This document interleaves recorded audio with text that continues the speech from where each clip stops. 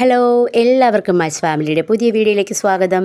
അപ്പോൾ ഇന്നത്തെ വീഡിയോ എന്ന് പറയുന്നത് നമ്മുടെ ഞായറാഴ്ചത്തെ ഒരു ചെറിയൊരു ലഞ്ച് പ്രിപ്പറേഷൻ്റെ വീഡിയോ ആണ് കേട്ടോ. അപ്പോൾ ഞായറാഴ്ച കാസർഗോഡ് ഓറഞ്ച് അലേർട്ടായിരുന്നു, പക്ഷേ അപ്പോൾ അതുപോലെ തന്നെ നല്ല വെയിലായിരുന്നു കേട്ടോ. അപ്പോൾ തന്നെ ലഞ്ചൊക്കെ ഉണ്ടാക്കാൻ സഹായിക്കാൻ ഒരാൾ റെഡിയായി വന്നിട്ടുണ്ട്. അപ്പോൾ ഒരുപാട് താമസിച്ചത് കൊണ്ട് തന്നെ ആദ്യം തന്നെ ഞാൻ ചോറിന് പെട്ടെന്ന് വെള്ളം വെച്ചു കേട്ടോ. കാരണം റേഷൻ അരി തന്നെ വെക്കാമെന്ന് വിചാരിച്ചു, എന്നാലേ ഇനി പെട്ടെന്ന് ആവത്തുള്ളൂ. അപ്പോഴത്തേക്ക് ഇത് അച്ഛനും മക്കളും കൂടെ ഒന്ന് ജംഗ്ഷൻ വരെ പോകാമെന്ന് പറഞ്ഞ് റെഡിയായിട്ടുണ്ട്. അങ്ങനെ അമ്പാടിയും രേവുട്ടിയും മാധവേട്ടനും കൂടെ പുറത്ത് പോവാണ് കേട്ടോ. ചുമ്മാ ഒന്ന് ചൗക്കി വരെ കറങ്ങിയിട്ട് വരുമ്പോൾ പിള്ളേരും ഒന്ന് റെഡിയാവും. പിന്നെ എനിക്കും ആ ഒരു 10-15 മിനിറ്റ് എൻ്റെ പെട്ടെന്നുള്ള പണികളെ എളുപ്പം ഒന്ന് തീർത്ത് വയ്ക്കാമല്ലോ. അങ്ങനത്തെ അവരെ യാത്രയൊക്കെ ആയിട്ട് ഞാൻ നേരെ അടുക്കളയിലോട്ട് കയറി കേട്ടോ. അപ്പോഴത്തേക്കും നമ്മുടെ ചോറിൻ്റെ വെള്ളമൊക്കെ തിളച്ചിട്ടുണ്ട്. അപ്പം ഞാൻ 1.5 നാഴി അരിയാണ് കേട്ടോ എടുക്കുന്നത്. നമ്മൾ രാത്രി അധികം ചോറ് കഴിക്കാറില്ല.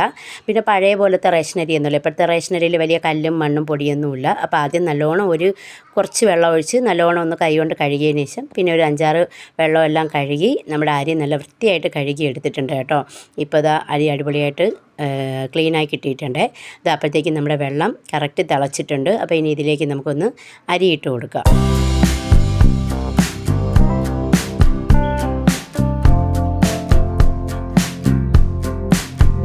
അരിയൊക്കെ ഇട്ട് ഞാനൊന്ന് ഇളക്കി ഇതൊന്ന് തിളയ്ക്കാൻ വേണ്ടി വെച്ചിട്ടുണ്ട്.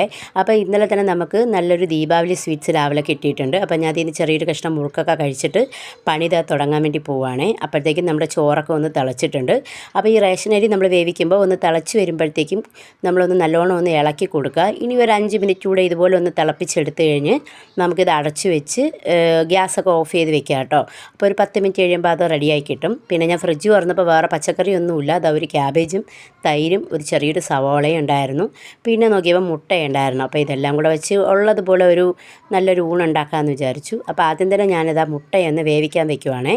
അപ്പോൾ എന്താ ഒരടുപ്പിൽ മുട്ടയും കൂടെ വേവിക്കാൻ വെച്ചു, മറ്റേ അടുപ്പിൽ നമ്മുടെ ചോറ് ഇരിപ്പുണ്ട് കേട്ടോ. അപ്പോഴത്തേക്കും എന്താ നമ്മൾ കോളിംഗ് ബെല്ലടിച്ച് നേരെ പോവുകയാണേ.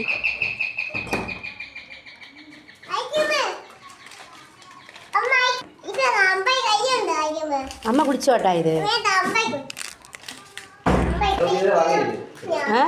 നമ്മുടെ കടയിൽ പോയവർ ഐസ്ക്രീമൊക്കെ കൊണ്ട് വന്നിട്ടുണ്ട്. പിന്നെ ഞാനെന്തായാലും ഐസ്ക്രീം കുടിച്ചില്ല, എനിക്ക് ചെറിയൊരു തൊണ്ടവേദനയൊക്കെ ഉള്ളതുകൊണ്ട്. അങ്ങനെ അമ്പാടി ഐസ്ക്രീം കുടിച്ചു, രേവും കുടിച്ചിട്ട് ഇതിനിടയ്ക്ക് രേവു എന്നെ സഹായിക്കാൻ വേണ്ടി വീണ്ടും വന്നു കേട്ടോ.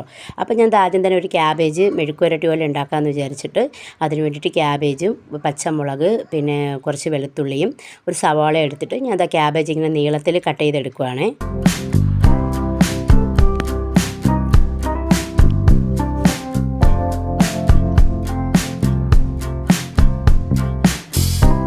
അങ്ങനെ തന്നെ നമ്മൾ സവാളയും അത്യാവശ്യം നീളത്തിൽ കട്ട് ചെയ്ത് പിന്നെ ചെറുതായിട്ട് പച്ചമുളകും വെളുത്തുള്ളി എല്ലാം കട്ട് ചെയ്ത് വെച്ചിട്ടുണ്ട്. ഇനി നമുക്കിതിലേക്ക് കുറച്ച് ഉപ്പിട്ട് കൊടുക്കാം.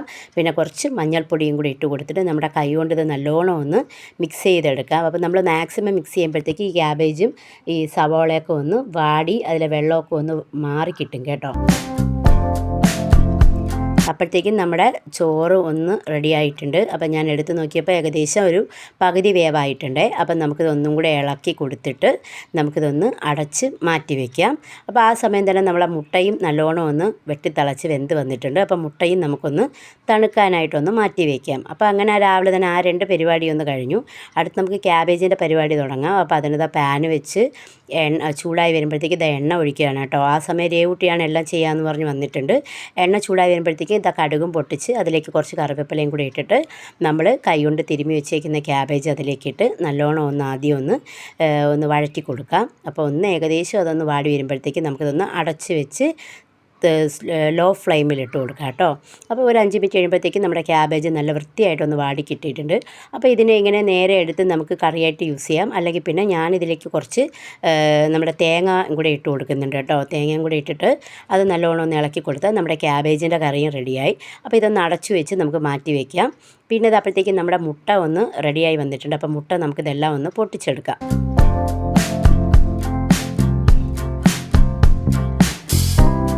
അങ്ങനെ മുട്ടയെല്ലാം റെഡി ആയിട്ടുണ്ട്. അപ്പോൾ ഞാൻ മുട്ട ഒരു മസാല ഫ്രൈ പോലെ ഉണ്ടാക്കാൻ വേണ്ടിയിട്ടാണ് പ്ലാന്. അപ്പോൾ അതിന് നമ്മൾ ഒരു പാത്രത്തിലേക്ക് ആദ്യം കുറച്ച് കശ്മീരി മുളക് പൊടി, മല്ലിപ്പൊടി, മഞ്ഞൾപ്പൊടി, കുറച്ച് ഗരം മസാല, പിന്നെ കുറച്ച് ഉപ്പും ഇതെല്ലാം കൂടി ഇട്ടിട്ട് അതിൻ്റെ മുകളിൽ കുറച്ച് കറിവേപ്പിലയും കൂടി ഇട്ട് കൊടുക്കാം. എന്നിട്ട് നമുക്ക് വെള്ളമോ എണ്ണയോ ഉപയോഗിച്ച് മിക്സ് ചെയ്യാം. ഞാൻ വെള്ളം കൊണ്ട് നല്ലോണം ഒരു പേസ്റ്റ് രൂപത്തിൽ നമ്മുടെ മസാല ഒന്ന് കുഴച്ചെടുക്കുകയാണ് കേട്ടോ. എന്നിട്ട് നമുക്കിതാ മുട്ട ഇങ്ങനെ രണ്ടായിട്ട് കട്ട് ചെയ്യാം. മുട്ട മുഴുവനായിട്ടിട്ടും ഫ്രൈ ചെയ്തെടുക്കാം. അപ്പോൾ മുട്ട രണ്ടായിട്ട് എല്ലാം ഒന്ന് കട്ട് ചെയ്ത് വെച്ചിട്ട് ഈ മസാല നമ്മുടെ മുട്ടയുടെ എല്ലാ ഭാഗത്തും ഒന്ന് പതുക്കെ തേച്ച് കൊടുക്കാം. അങ്ങനെ എല്ലാ മസാല തേച്ച് ഒരു 5 മിനിറ്റ് ഇത് നമുക്കിതൊന്ന് മാറ്റി വയ്ക്കാം കേട്ടോ. അപ്പോഴത്തേക്കും നമ്മുടെ ചോറ് നമ്മൾ മാറ്റി വെച്ച ചോറ് കറക്റ്റ് വേവ് വന്നിട്ടുണ്ട്. അപ്പോൾ ഇനി നമുക്കിതൊന്ന് വാർത്ത് വയ്ക്കാം. അപ്പോൾ ഞാൻ പെട്ടെന്ന് തന്നെ സ്പീഡിൽ വാർത്ത് വയ്ക്കുന്നുണ്ട് കേട്ടോ. അപ്പോൾ അങ്ങനെ ആ ഒരു പരിപാടിയും കഴിഞ്ഞു. അടുത്ത് നമുക്കിനി മുട്ടയൊന്ന് ഫ്രൈ ചെയ്തെടുക്കാം. അപ്പോൾ പാന് ചൂടായി അതിലേക്ക് കുറച്ച് വെളിച്ചെണ്ണ ഒഴിച്ചിട്ട് നമ്മുടെ ഈ മുട്ടയെല്ലാം അതിലോട്ടൊന്ന് പതുക്കെ നമുക്ക് പറക്കി വയ്ക്കാം. മുട്ട വച്ചിട്ട് നമുക്കിതൊന്ന് അടച്ച് വെച്ച് തീ കുറച്ച് വെച്ചിട്ട് വേണം ഇതൊന്ന് ഫ്രൈ ചെയ്തെടുക്കാനായിട്ട്.